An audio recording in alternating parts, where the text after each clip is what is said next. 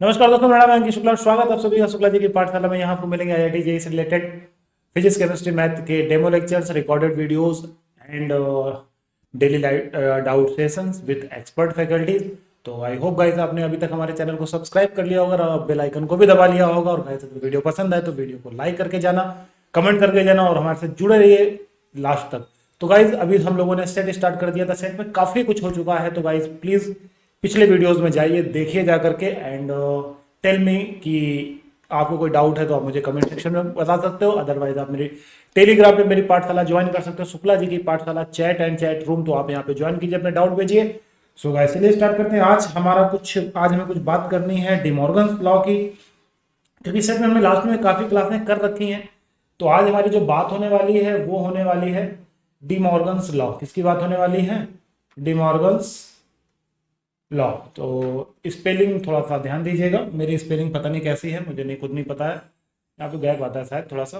तो De Morgan's law में हमारे पास जो सबसे पहला रूल आता है वो आता है ए यूनियन बी का डैश यानी कॉम्प्लीमेंट इक्वल टू होता है A dash intersection B dash. तो पहली प्रॉपर्टी में ये प्रूफ करनी है इंटरसेक्शन बी का ए यूनियन बी का dash is equal to A dash intersection B dash. तो गाइस अगर मैं आपसे बोलूं कि यहाँ पर हमें ये प्रूफ करना है तो बेसिकली मैं आपसे बोलूं कि ए और बी हमारे पास दो सेट होते हैं। अब उनका यूनियन कराओगे तो सीधी सी बात है हमारे पास एक सेट निकल के आएगा। भाई दो सेट का यूनियन कराओ तो एक नया सेट बनेगा, उसका कॉम्प्लीमेंट ले लो तो एक नया सेट निकलेगा। यानी कुल मिला के कहानी जो लिखी हुई है आपके सामने ए यूनियन बी का डैश, ये एक सेट है और ये इक्वल है A dash intersection B dash के। तो जब कभी दो सेट अगर इक्वल होते हैं तो गाइस आप पिछले लेक्चर में आपको बताया था कि दो सेट अगर इक्वल सेट हैं तो दोनों एक दूसरे के क्या होने चाहिए?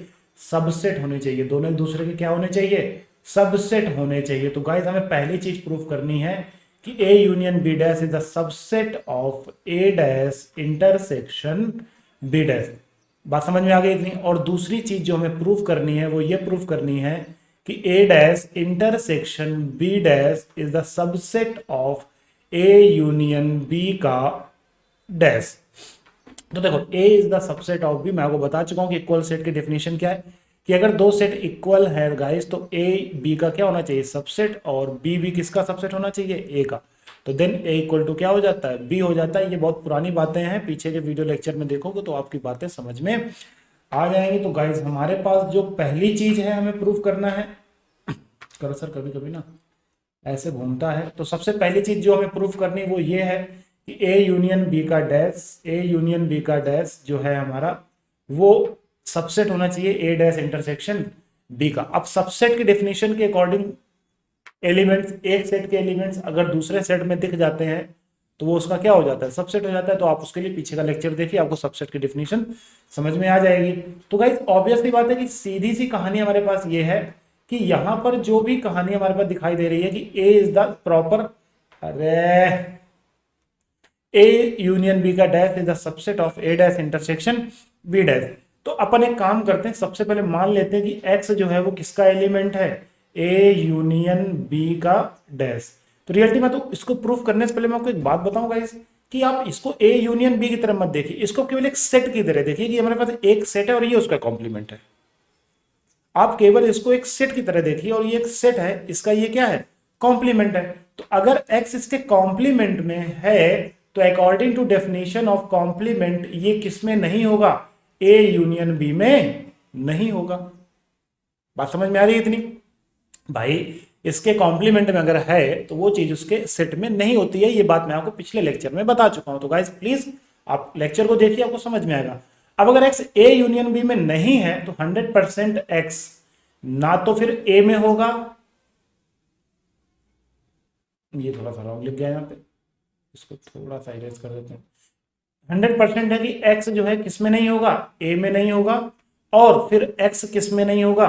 b में भी नहीं होगा, क्योंकि a यूनियन b में दोनों में से किसी एक में चीज एग्जिस्ट करनी चाहिए, देन तभी वो a यूनियन b में आती है।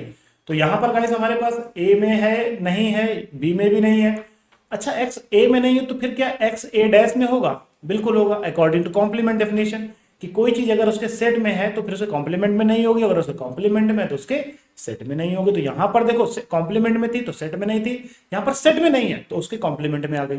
इसी तरीके से एक्स ए डैश को बिलोंग करता है यार, तो एक्स बी डैश को भी बिलोंग करेगा, बिल्कुल करेगा। अब देखो यार एक्स ए डैश में भी है, एक्स बी डैश में भी है, एक्स ए डैश में भी है और एक्स बी डैश में भी है। बात समझ रहे हो ना, कभी कभी चीजें दिखती कुछ है होती कुछ और है। आप इस बात को मतलब इतना लाइटली लो, कोई इतना मतलब टेंशन लेने वाली चीज नहीं कि सर ये क्या इतना टेक्निकल ना, भाई इतना कुछ भी टेक्निकल नहीं है।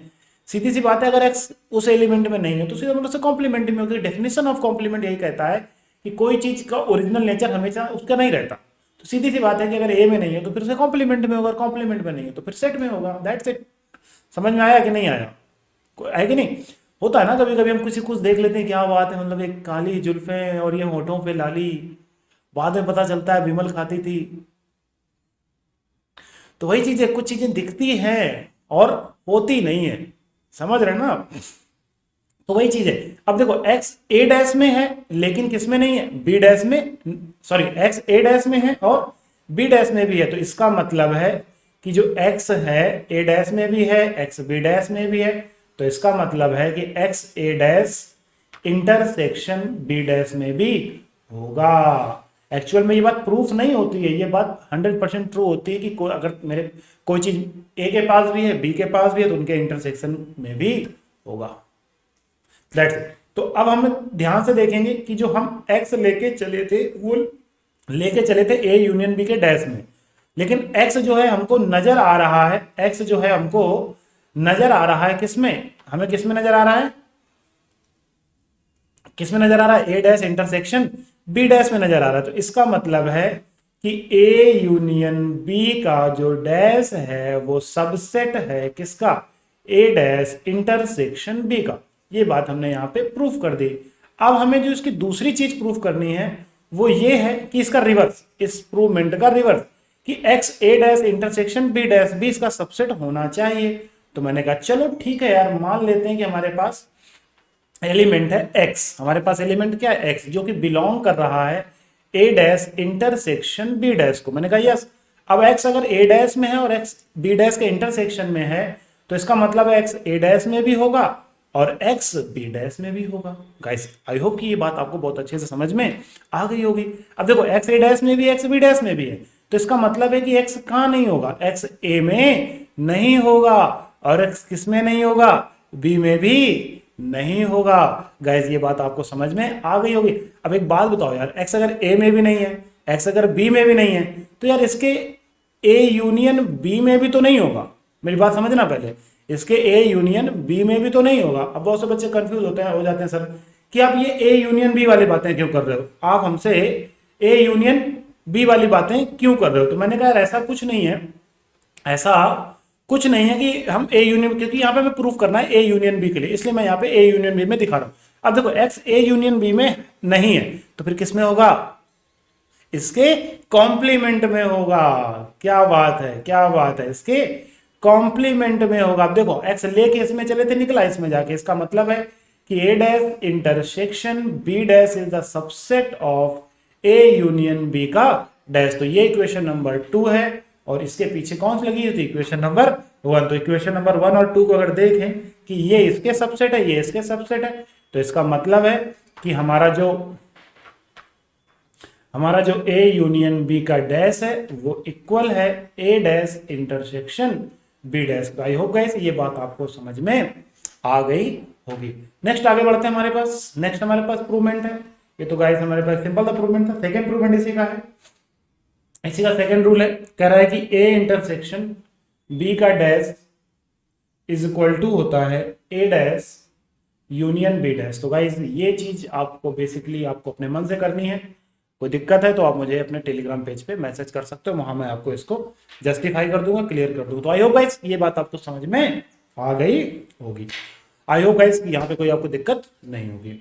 चलिए गाइस, तो ये हमारा था डिमॉर्गन्स लॉ। इसके पीछे मैंने आपको एसोसिएटिव प्रॉपर्टी और डिस्ट्रीब्यूशन लॉ बता ही दिया है। तो नेक्स्ट हमारे पास एक आध क्वेश्चन आ जाते हैं। तो क्वेश्चन हमारे पास पहला क्वेश्चन है, कह रहा है कि ए जो है वो बिलोंग करता है किसी नेचुरल नंबर को। तो ए एन इक्वल टू हमारे पास है A x such that x belongs to n, और कह रहा describe 3n intersection 7n, intersection 7n। बात समझ में आ रही है गाइस इतनी? ओके। तो अगर मैं बात करूं 3n की, किसकी बात करूं? 3n की, तो 3n हमारे पास क्या आएगा? 3n का मतलब क्या है? 3x such that x belongs to natural number. तो हमारे पास x नेचुरल नंबर, तो पहला एलिमेंट 3 आ जाएगा, दूसरा एलिमेंट 6 आ जाएगा, फिर 9 आ जाएगा, समझ रहे हैं ना? फिर 12 आ जाएगा, फिर हमारे पास कितना आ जाएगा? 12 आ जाएगा, फिर हमारे पास 15 आ जाएगा, फिर हमारे पास 18 आ जाएगा, फिर हमारे पास 21 आ जाएगा, फिर 24 आ जाएगा। इस तरीके से हमारे पास नंबर्स आ जाएंगे। अब अगर बात करें 7n की, तो 7n हमारा क्या होगा गाइस? 7n हमारा होगा 7x होगा हमारे पास।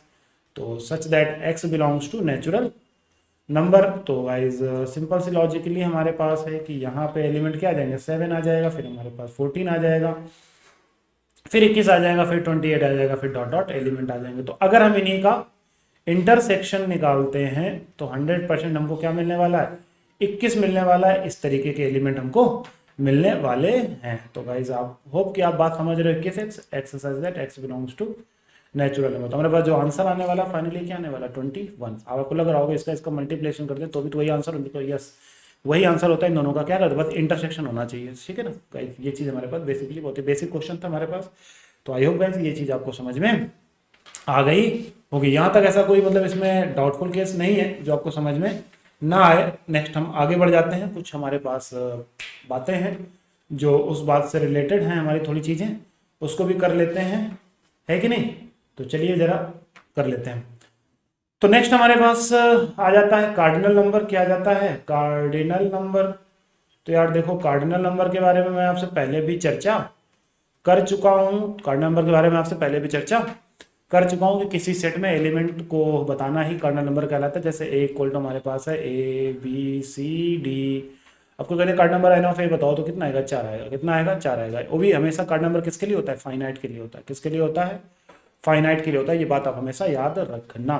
तो गाइज कार्ड नंबर बात समझ गए होंगे? ओके, चलिए। तो हमारे पास कुछ बेसिक फार्मूले हैं जो आपको याद रखने हैं। बेसिक फार्मूले। तो बेसिक फार्मूला हमारे पास आता है सबसे पहले n of A union B आ जाता है हमारे पास। N of A plus N of B minus N of A intersection B. कभी कभी क्या हो जाता है? N of A intersection B equal to 5 हो जाता है। तो इसका मतलब है कि क्या हो जाता है? डिसजॉइंट सेट हो जाता है। क्या हो जाता है? Disjoint set. तो जब डिसजॉइंट सेट की बात आ जाती है तो यही चीज हमारी हो जाती है N of A inter union B is equal to N of A plus N of B, क्योंकि ये चीज तो डिसजॉइंट हो गई। सेकेंड हमारे पास फार्मूला आ जाता है N of A union B union C is equal to हो जाता है N of A plus N of B plus N of C और minus N of A intersection B minus N of B intersection C minus N of C intersection A plus N of A intersection B intersection C. और अगर सारे से disjoint हो जाएं तो यही कहानी हमारे पास आ जाती है N of A plus N of B plus N of C. तो गाइस ये हमारे पास बेसिक दो फार्मूले हैं और दो फार्मूले और आ जाते हैं हमारे पास, तो जरा उनकी भी चर्चा कर लेते हैं। तो हमारे पास फार्मूले आ जाते हैं एन ऑफ ए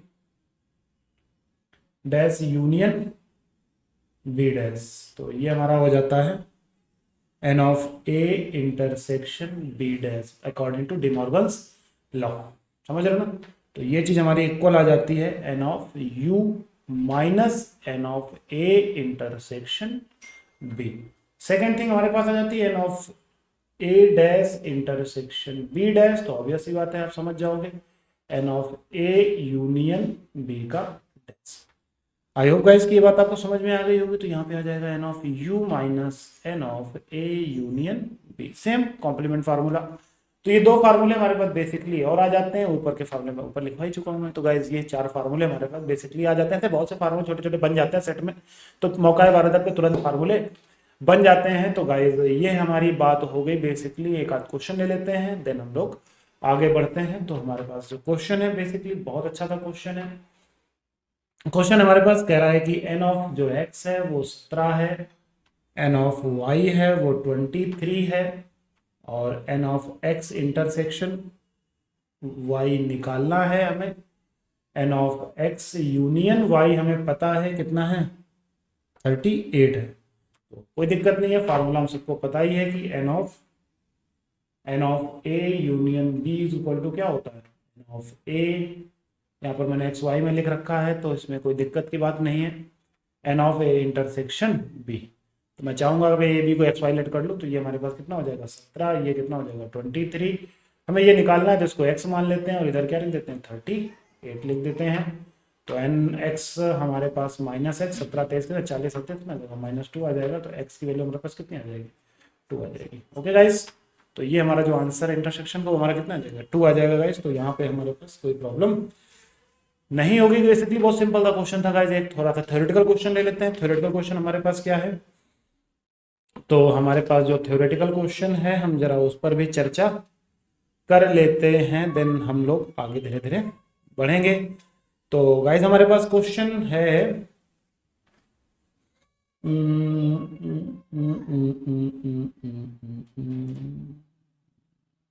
चलो, तो हमारे पास क्वेश्चन है, कह रहा है कि इन ए सर्वे 25 students it was found that 15 had taken mathematics, 12 had taken physics and 11 had taken chemistry। तो हमारे पास टोटल नंबर ऑफ स्टूडेंट कितने हैं 25। टोटल नंबर ऑफ स्टूडेंट कितने हैं, अरे यार टोटल नंबर कितने हैं 25। अब जिसमें से मैथ वाले लिख लेते हैं, फिजिक्स वाले लिख लेते हैं और केमिस्ट्री वाले लिख लेते हैं, केमिस्ट्री वाले लिख लेते हैं।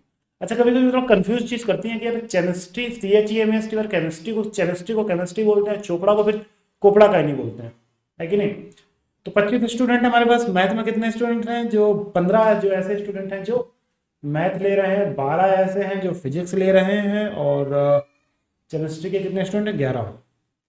मैथ और केमिस्ट्री ले रहे हैं 9, मैथ और केमिस्ट्री ले रहे हैं, मैथ और केमिस्ट्री ले रहे हैं 9।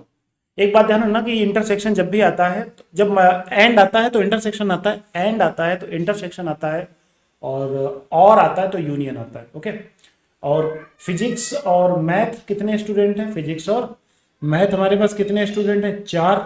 फिजिक्स और केमिस्ट्री सॉरी 9 5 है, ये सॉरी ये उल्टा लिख दिया मैंने यहाँ पर। हमारे पास जो मैथ और केमिस्ट्री के स्टूडेंट हैं 5 मैथ एंड केमिस्ट्री ले रहे हैं 5, कितने ले रहे हैं 5, ये 9 है। फिजिक्स और जो मैथ हैं वो 9 हैं, और 4 ऐसे हैं जो फिजिक्स और केमिस्ट्री ले रहे हैं, 4 ऐसे हैं जो फिजिक्स और केमिस्ट्री ले रहे हैं। 3 ऐसे हैं जो तीनों के साथ खेल रहे हैं, 3 ऐसे बच्चे हैं जो तीनों के साथ खेल रहे हैं। तो क्वेश्चन हमारे पास क्या कह रहा है, कह रहा है कि find the number of students that only chemistry. बहुत सारे क्वेश्चन हमारे पास पहले ही बात कर रहा है किसके लिए, ओनली केमिस्ट्री के लिए। ठीक, तो यहां पर हम सबसे पहले बनाएंगे एक वेन डायग्राम। क्या बनाएंगे, एक वेन डायग्राम। अब बच्चे कहते हैं सर आप यहाँ पे फार्मूले क्यों नहीं लगा रहे हो। यार एक्चुअली मुझे क्या है ना कि फार्मूले से बेहतर लगता है वेन डायग्राम। फार्मूले से बेहतर क्या लगता है, वेन डायग्राम। वो इसलिए क्योंकि यहाँ पे चीजें अपने आप क्या हो जाती हैं, खुल के सामने आ जाती है। फार्मूले में बच्चे कंफ्यूज हो जाते हैं, मैं खुद कंफ्यूज हो जाता हूँ कभी कभी। तो बेसिकली क्या होता है ना कि हम